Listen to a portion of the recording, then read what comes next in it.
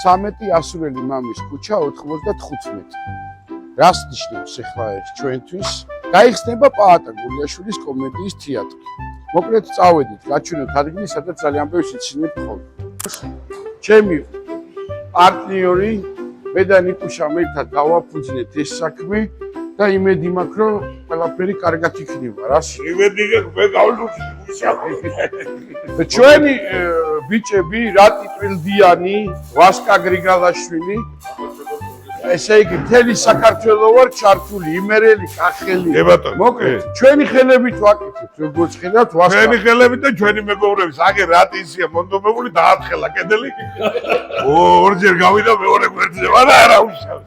ვასკა ესეთი გამოპრანჭული არ ვიცი. მე ძირითადად პოლებზე ვარ. სამუშაოებში. მოდიჩა, გამისიჯერთ ხوارაგლია, ცემენტი ხوارაგლია გამისი.